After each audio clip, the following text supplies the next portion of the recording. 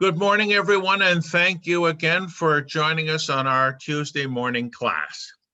Our topic for this morning, following in this sequence of 4 topics which we advertised in the Jewish News and elsewhere, is who created the Jewish Bible. I want to start with a couple of stories from my experience. From 1985 to 1996, I lived in Sharon, Pennsylvania. It was a different congregation, Beth Israel, and there was a branch of the Pennsylvania State University in town. I taught a course there in what was labeled the Hebrew Bible. I had to go into the bookstore once to order books for the students. I wanted them to have a copy of the New Jewish Publication Society translation. It was called at that time, and they changed the title a couple of times, Tanakh, the New Jewish Publication Society translation. I filled out all the appropriate forms for the book, but where it said author, I left it blank. The bookstore manager said I have to write something down for author. So I said, what am I supposed to say? It's a Bible. I'm supposed to write down God. She got the point I was making. We're not going to get into whether this is the word of God or not today. That could be another discussion. However, I want to say another thing from the point of view of Bibles and non-Bibles. We talked last time for a few moments about Bible being from God, whether we believe this or not, but people say this, and that rabbinic literature or anything subsequent to that is quote unquote man-made, or better yet, if we're going to be more appropriate today, human-made. I tried to say that such a distinction does not work Jewishly. Either it's all from God, or it's all from humanity, or maybe perhaps a bit here and a bit there. But the big point I'm trying to make is this. You think there's a Bible, and then after that, historically, time later, rabbinic literature, Mishnah, Talmud, and so forth. But really, it was the rabbis, the post-biblical rabbis, who decided what the Bible, in fact, would be. Now, let's start with an example. I don't know if you can see this well because things sort of blend into the background on this computer.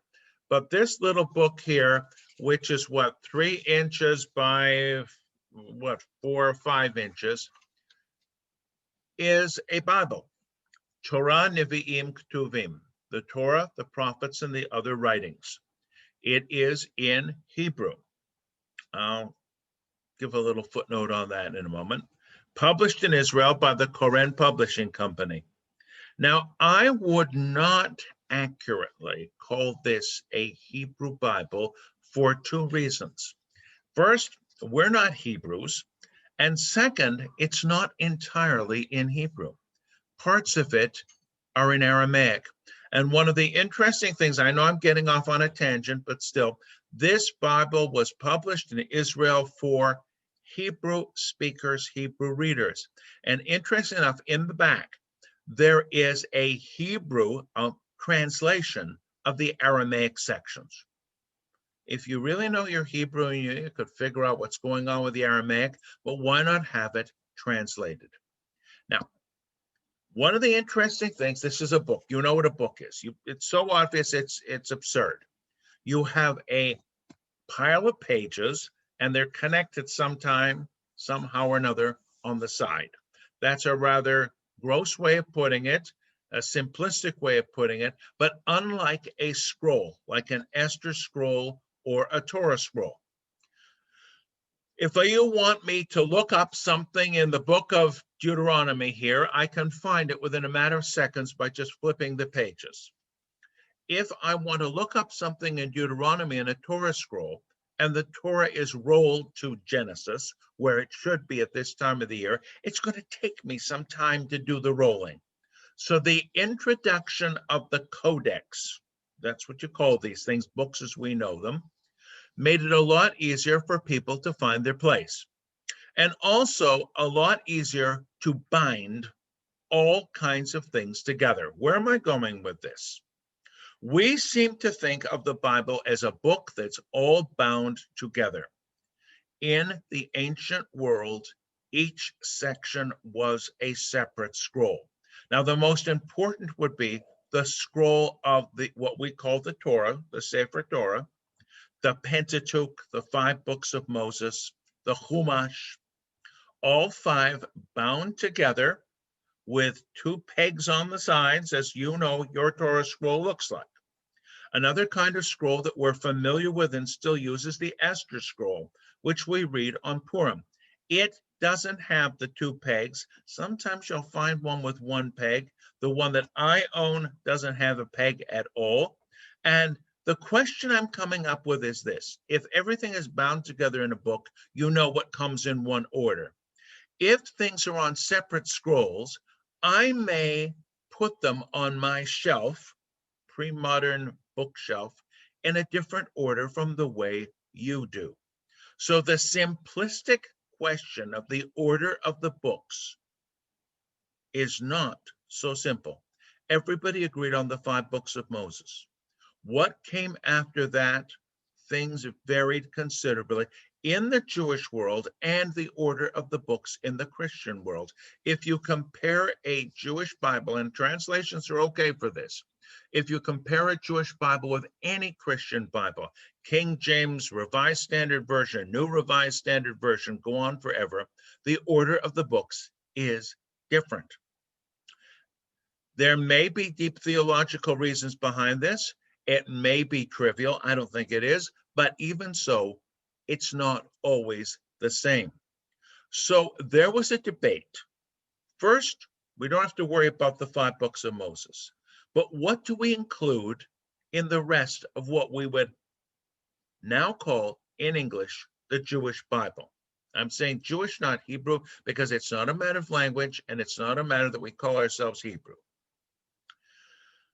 In rabbinic literature, and this is post-biblical, way after the destruction of the temple and everything else, there are still open debates as to which books are to be included and which books are not.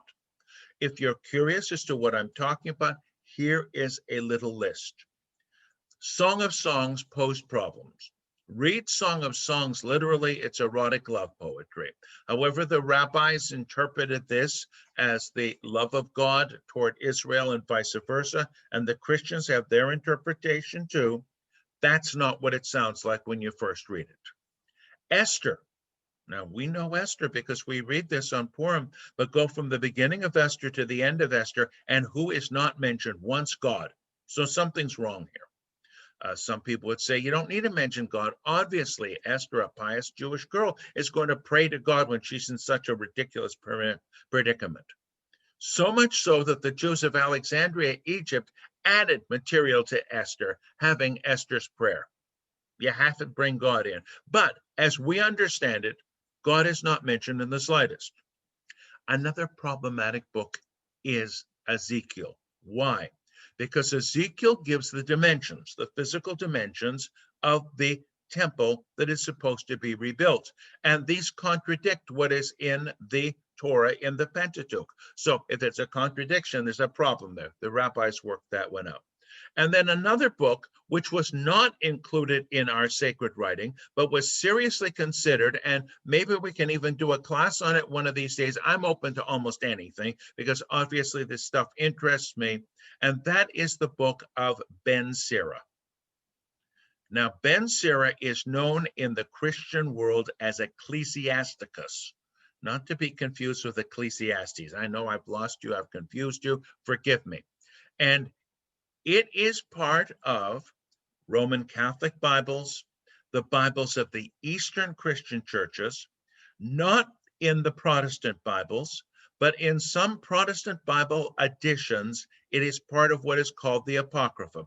Ben Sira wasn't included because it was written too late, and everybody knew approximately his date, his grandfather's date, whatever, whoever the author was, it was too late to be included. So the bottom line here is this: the rabbis determined what was in the Bible. Now let's backtrack. Let's talk about Christian history for a moment, because this is all related to the Christian world in which we have lived for generations. If a rabbi wants to get the congregation to start to listen, start talking about Jesus, it attracts more people than anybody else. When Mel Gibson did his Passion of the Christ movie, whatever it was called, 18 years ago or 17 years ago or whatever, I gave a talk about it in Cumberland, Maryland, and got the biggest turnout I did for anything I ever did. Okay. Jesus did not walk around with a Bible under his arm because there wasn't a Bible that existed. It wasn't officially put together. These sacred works existed. They were taken seriously, but what was officially included and what was not included had not been completely formulated. That was up to the rabbis. So the Bible is post-biblical. Somebody had to put it together afterwards. And the Christians, most probably thinking of themselves as heirs to the Jewish tradition, which they think of themselves as, looked to us and said, what are the sacred books of the Jews? And this must have been something that was in process. It was fluid. What was definite and what wasn't?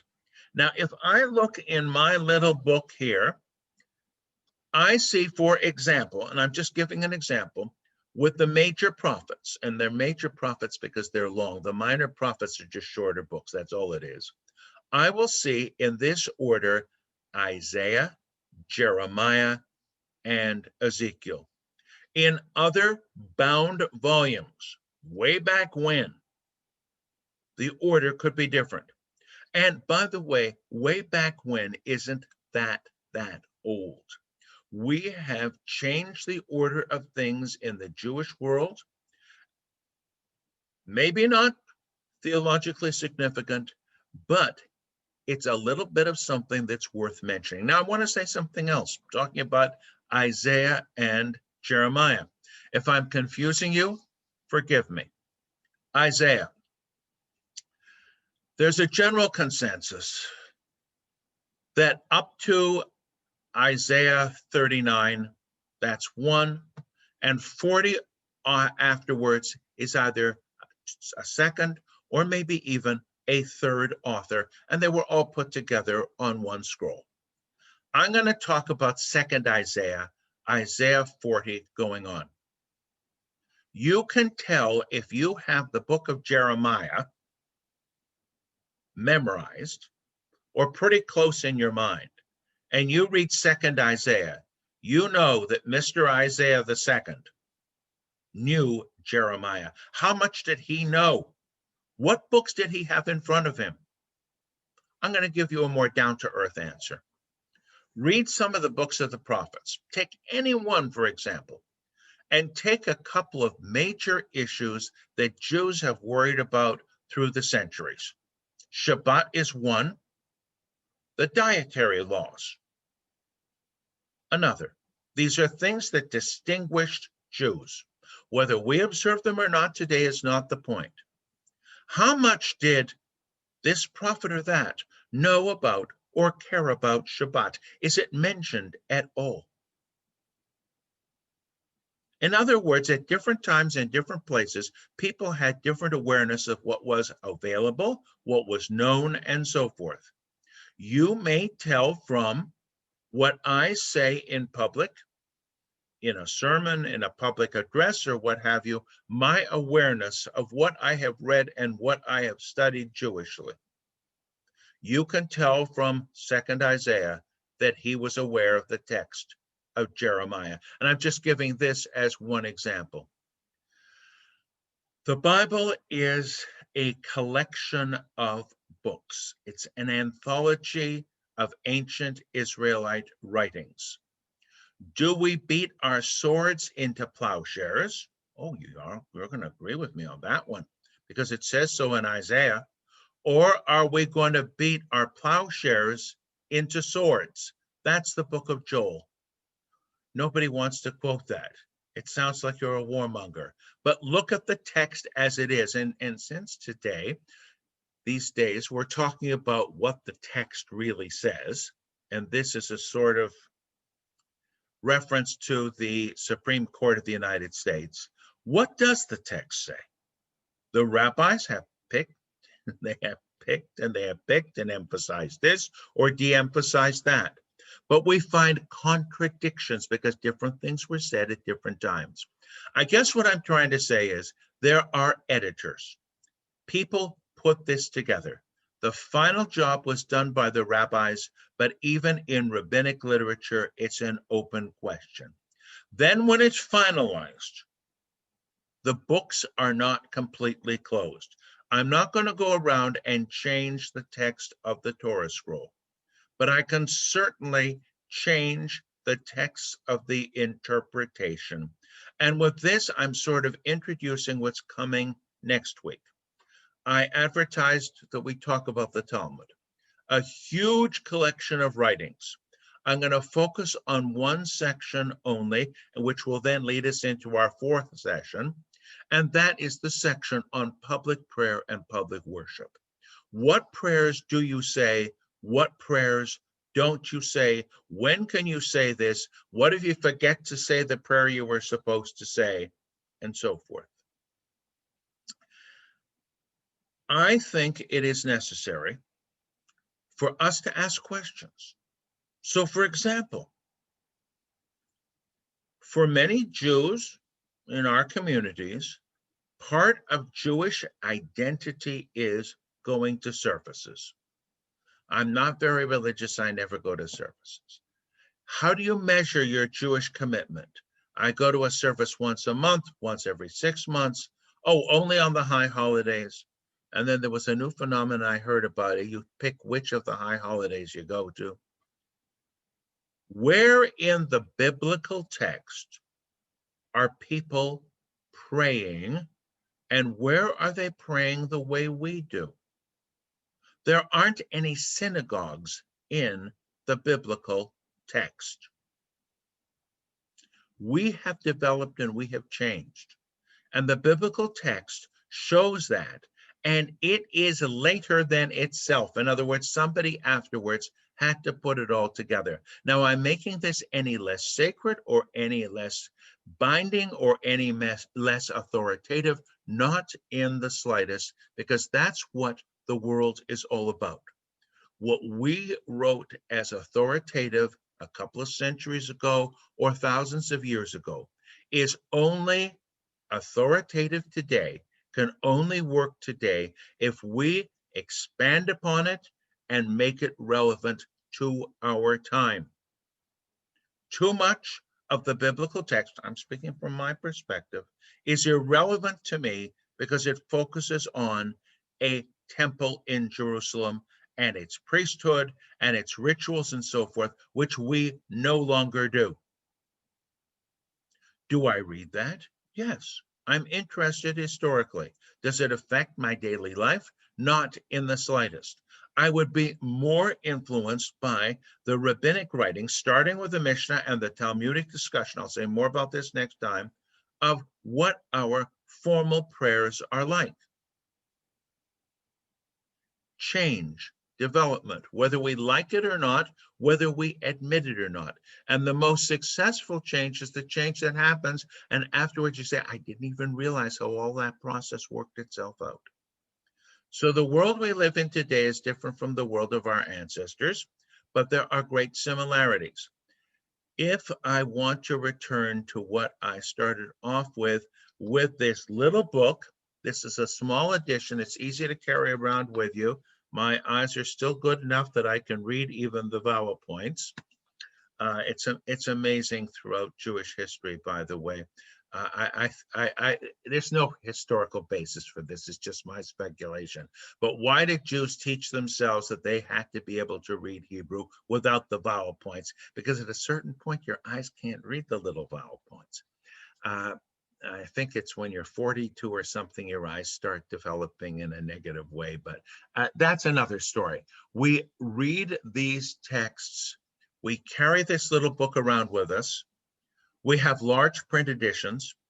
We've had translations into every language where Jews have lived at every place in the world. There are also Christian translations, not all of which are to be dismissed completely. Some of them are very, very good from a linguistic point of view. And then there are the theological differences as to how you read certain sentences. But how did the Bible come into being, and what is a Bible? We have a determination right now. And if you ask I almost said a traditional Jew, but no, if you ask a Jew who is not aware of historical development, that Jew will say, for example, that everything in the printed text as I have it here, including all the vowel points and all the punctuation, dated back to Moses at Sinai. Not so. If we read the Torah, all right, if we read the Torah the way we're supposed to, I'm supposed to read it, even though it doesn't have any vowel points in it, according to the vowel points of Masoretic texts. That's only about 1,000 years old. Maybe we're pronouncing it differently. I almost said wrong, but no, I won't say that. Differently from the way it was pronounced 2,500 years ago. We don't know. So the bottom line is here, and with this, I'll try to wind this up and then we can discuss. The bottom line is there's been a lot of change and development, and the Bible as we know it was really finalized, finally edited, finally put together by the rabbis. So the Bible is post-biblical. And I enjoy those kinds of interesting statements because that can only open up exciting conversation. Thank you very much for listening to this part. And in a moment, we'll switch this over to our discussion, and we